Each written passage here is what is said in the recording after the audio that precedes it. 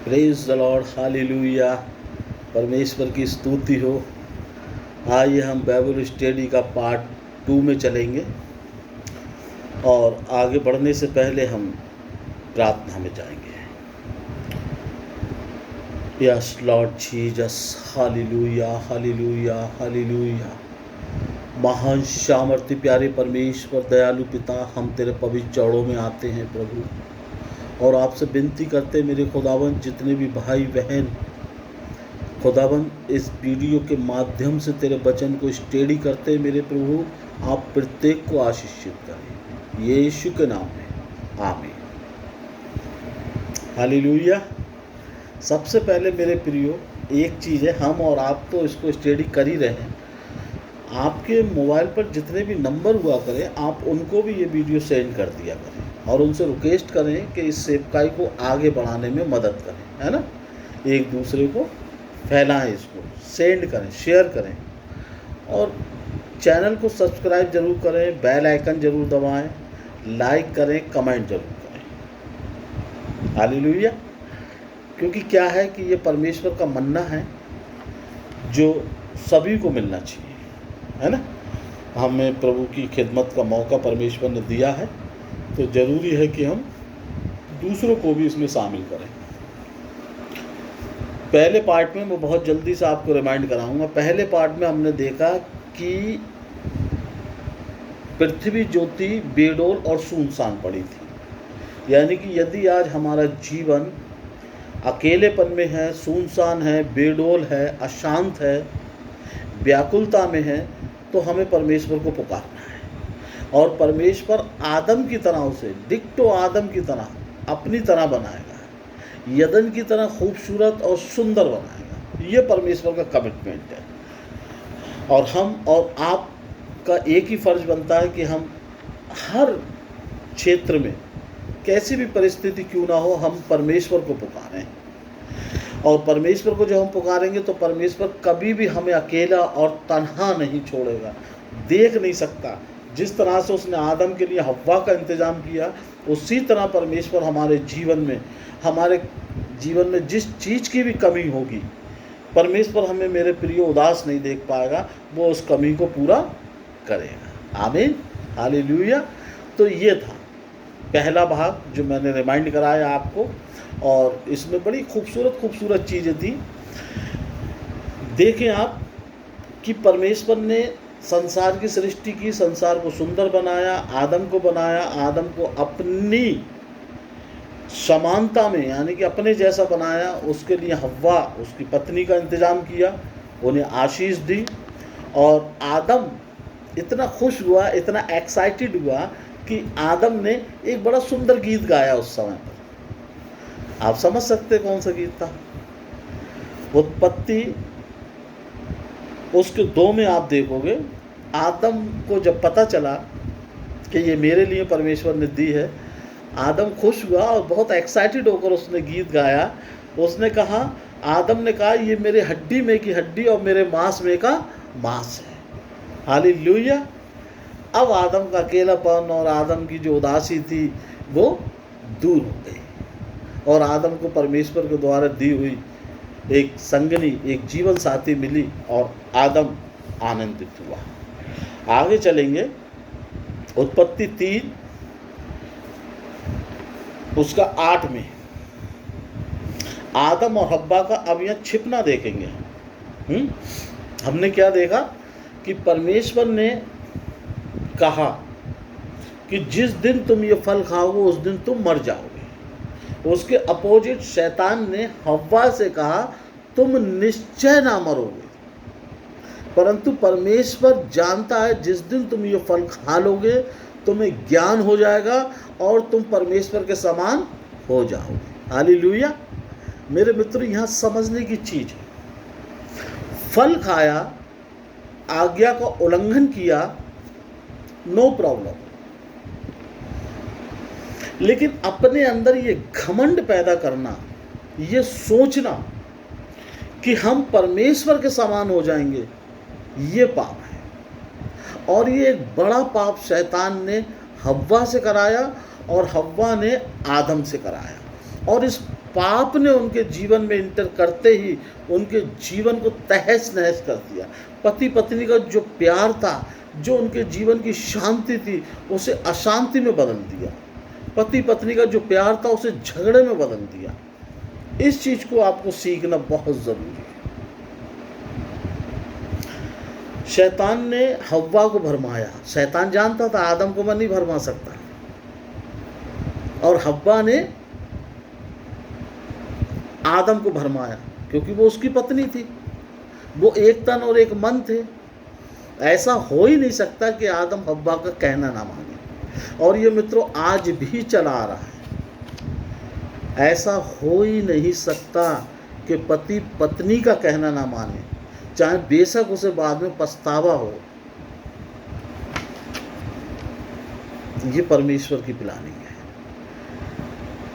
लेकिन जो पाप, जो गलती, हम जब जीवन में एक गलती करते हैं तो फिर हम गलतियों पर गलती करते हैं, उस पर हम यह नज़र डालेंगे। जब उन्होंने पाप किया, उनकी आंखें खुल गई, उन्होंने देखा हम नंगे हैं, और जब उन्होंने देखा हम नंगे हैं तब उत्पत्ति 3:8 में आदम और हव्वा क्या करा? छिप गए, पेड़ों के पीछे जाकर छिप गए, उनके पत्तों में जाकर छिप गए। और जिस तरह से परमेश्वर, लिखा है कि परमेश्वर दिन के ठंडे पहर आदम और हव्वा से मिलने आया करता था, जैसे ही इन्होंने आदम की आहट, परमेश्वर की आहट सुनी, और परमेश्वर इन्हें इतना प्यार करता था कि लिखा है कि परमेश्वर ने इन्हें आवाज दी, हे आदम तू कहाँ है? और ये आवाज को सुनकर आदम और हव्वा पेड़ों के बीच में जाकर के छुप गए। मेरे मित्रों, आज यही चीज हमें सीखनी है।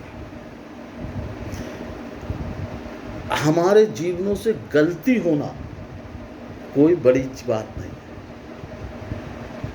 गलतियां होती हैं, लेकिन उन गलतियों को छुपाना, एक झूठ को छुपाने के लिए और 10 झूठ बोलना, गलती को एक्सेप्ट ना करना, अपनी गलतियों को दूसरे को ऊपर डालना, ये पाप को बढ़ावा देता है, ये कष्ट और परेशानियों को बढ़ावा देता है। और यहाँ यही चीज़ हमको सीखने की है, यही हमको परमेश्वर सिखाना चाहता है।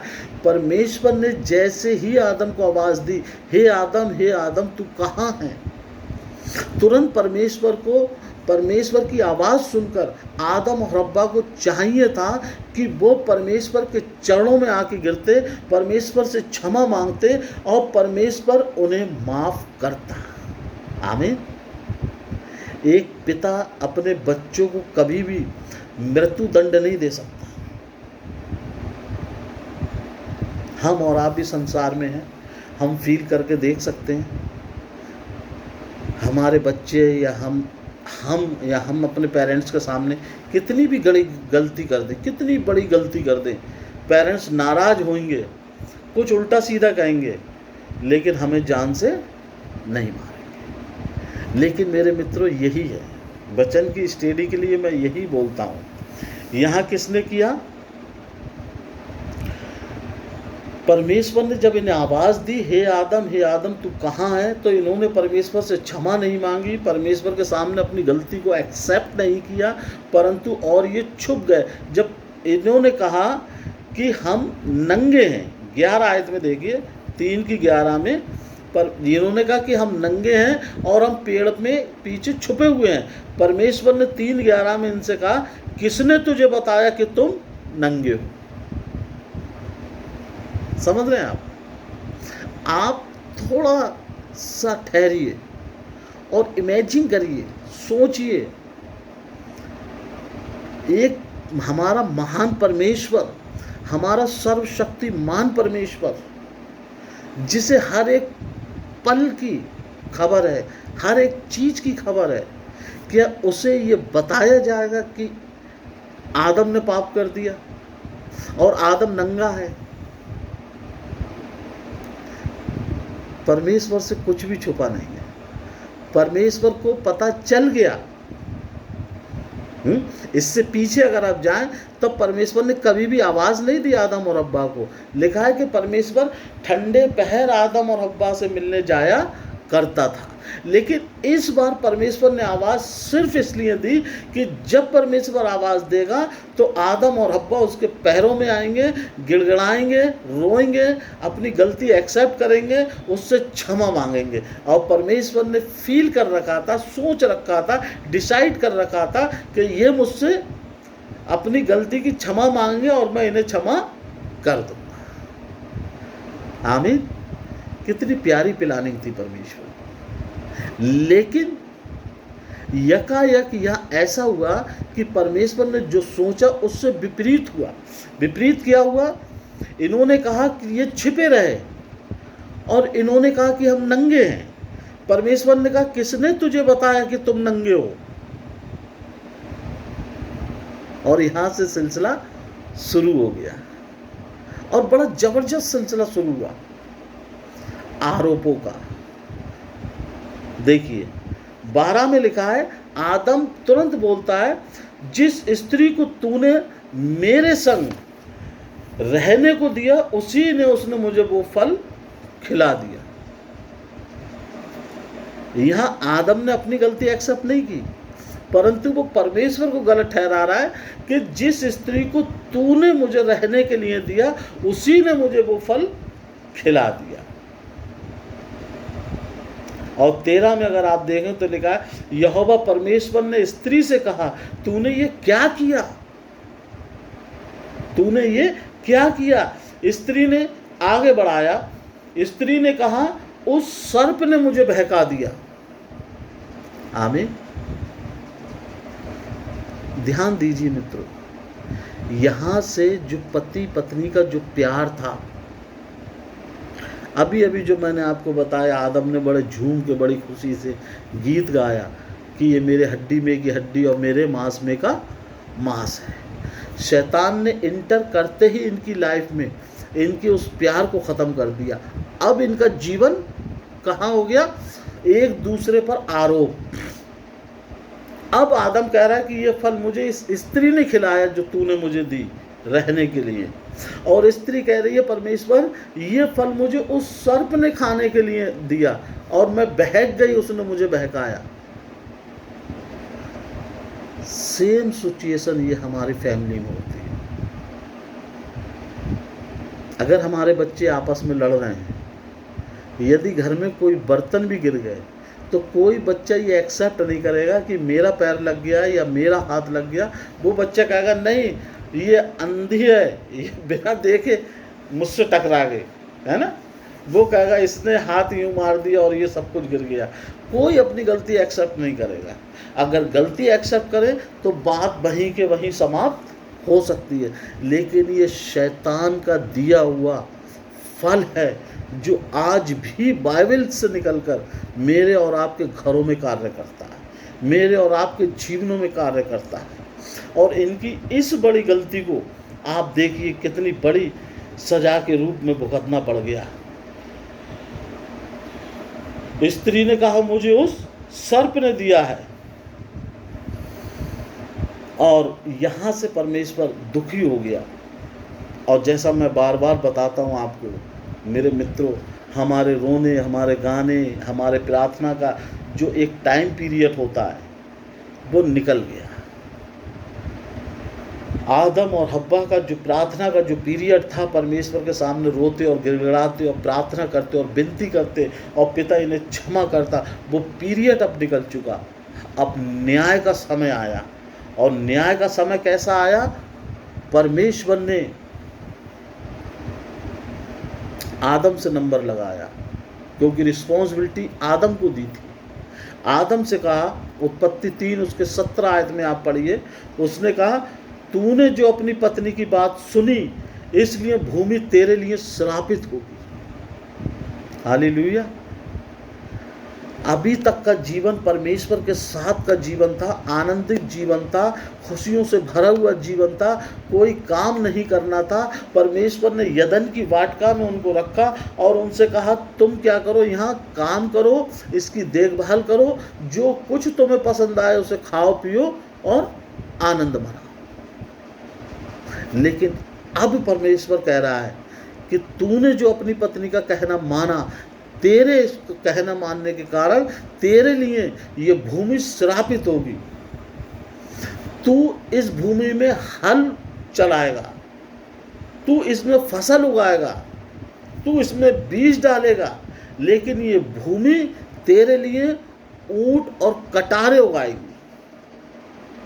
तू मेहनत करेगा, तेरा पसीना सर से लेकर पैर की एड़ी तक बहेगा, तब जाके तेरी फसल पैदा होगी और तू भोजन करेगा, तू अपने परिवार का पालन पोषण करेगा। मेरे मित्रों, बड़ी अजीब सी बात है,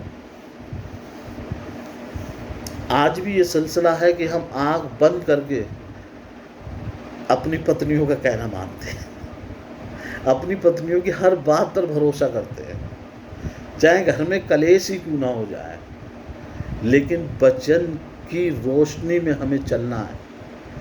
परमेश्वर ने हमें रिस्पॉन्सिबिलिटी दी है, हमें विवेक दिया है, हमें जिम्मेदारी दी है, तो जरूरी है कि हम पवित्र आत्मा के साए में चलें, अपनी बुद्धि का इस्तेमाल करें, क्या सही है और क्या गलत है। आंख मूंद कर विश्वास करना और कहना मानना हमारे जीवनों को संकट में डालता है। यहाँ आदम का जीवन आप देख रहे हैं कितना कठिन परिस्थितियों में पहुंच गया, और वो आज तक है, आज तक आदम जात मेहनत करती है, हल चलाते हैं, फसल उगाते हैं, बीज किसी का डालते हैं और जंगली घास उगाती है। कितनी परेशानी से उसकी निराई करनी पड़ती है, उन पौधों को हटाना पड़ता है। और परमेश्वर ने स्त्री से कहा मैं तेरी पीड़ा और तेरे गर्भवती होने के दुख को बहुत बढ़ाऊंगा, तू पीड़ित होकर बालक उत्पन्न करेगी और तेरी लालसा तेरे पति की ओर होगी और बहुत उस पर प्रभुता करेगा। आमीन। देखिए आप, आदम का जो पार्ट्स था वो कमाई की तरफ चला गया, और स्त्री का जो पार्ट्स था उसने कहा मैं तेरी पीड़ा को बढ़ाऊंगा, तू पीड़ित होकर संतान को जन्म देगी, और ऐसी स्थिति में भी तेरी जो लालसा होगी वो तेरे पति की ओर